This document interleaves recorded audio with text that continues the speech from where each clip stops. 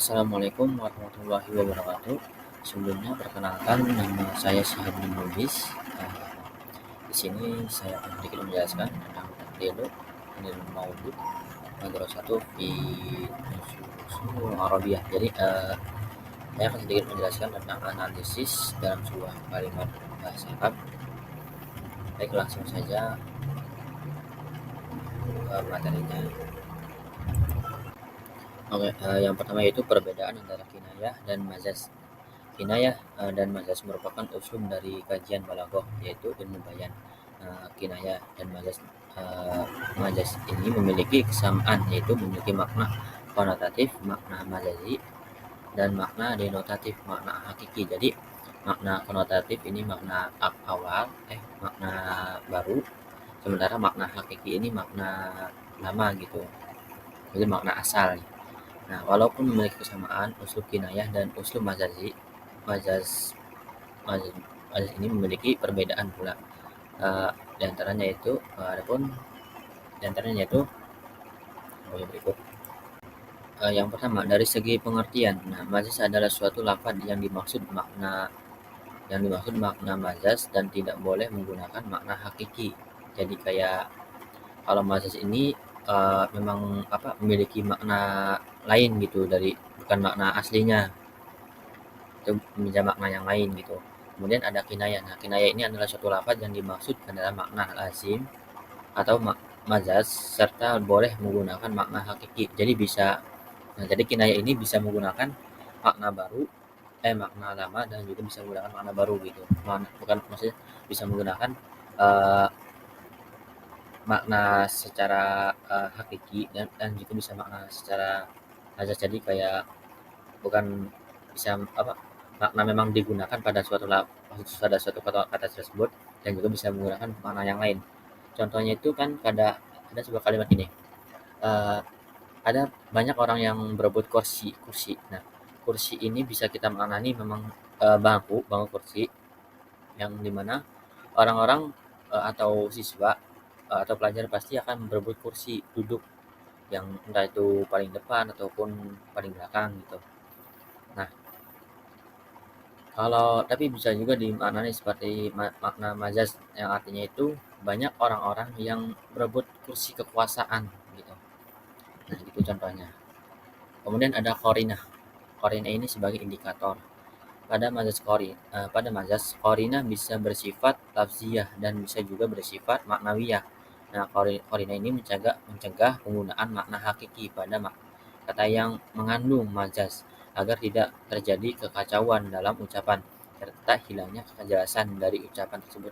Nah, jadi adanya qarinah pada majaz ini untuk mencegah sebuah makna hakiki, sebuah makna yang memang mencegah dari makna aslinya gitu. Kemudian untuk kinayah itu qarinah boleh menggunakan makna asli pada suatu kata, serta boleh juga menggunakan makna majazi yang dimaksud. Jadi bisa multifungsi gitu. Kemudian perbedaan yang terakhir itu perpindahan makna. Jadi menurut Sakiki dalam kitab Astik Hussein dengan judul Fawaidul Qiyasiyah, perbedaan majaz dan kinayah adalah jika majaz perpindahan makna dari makna maizun denotasi kepada makna lazim konotasi, maka pada kinayah perpindahan makna dari makna lazim kepada makna malzum. Jadi jika majaz itu dari malzum ke lazim, maka kalau kinayah itu dari lazim ke malzum, jadi kayak tukar balikan gitu. Oke, itu yang pertama itu analisis bentuk majaz. Sebenarnya ada banyak juga contoh-contohnya, cuman saya hanya mencantumkan salah satunya saja supaya memang penjelasannya agak lebih kurang gitu.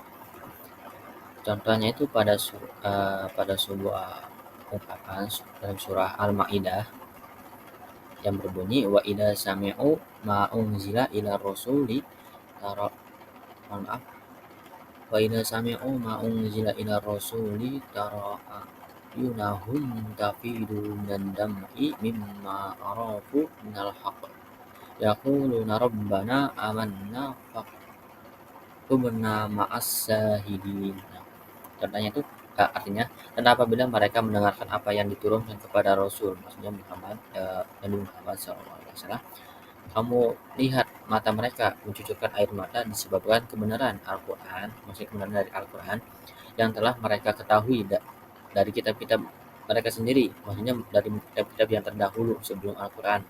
Itu ada tiga, ada banyak. Seraya berkata, ya Tuhan kami telah beriman, maka catatlah kami bersama orang-orang yang menjadi saksi.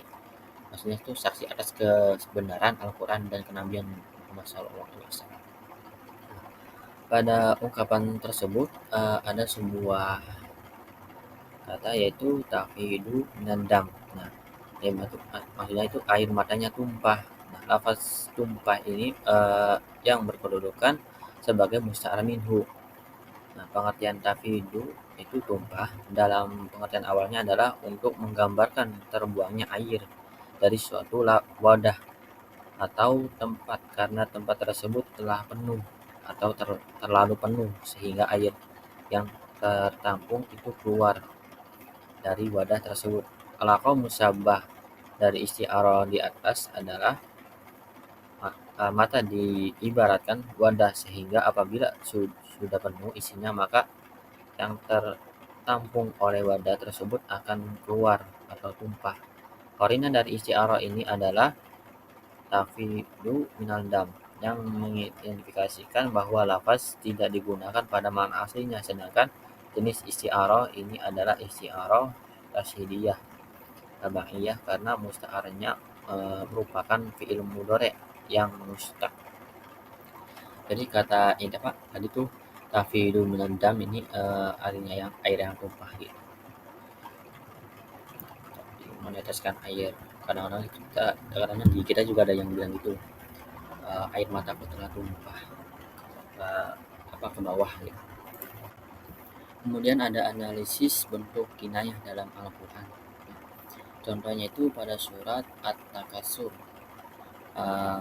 ayat 2, yaitu hatta zurtumul maqabir. Nah, kata artinya itu sampai kamu masuk ke dalam kubur.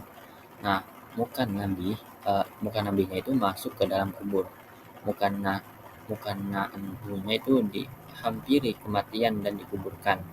Sementara korinanya itu mati. Nah, kalimat tersebut digolongkan kepada kinayah syifah ribah karena perpindahan mukanna anhu, makna konotatifnya itu dihampiri kematian dan dikuburkan kepada mukan nabi, dapat mengetahui bahwa makna yang dimaksud dari kalimat tersebut adalah dihampiri oleh maut, sebab hanya orang yang telah meninggal dunia yang dikuburkan. Tujuan penggunaan kinayah di dalam ayat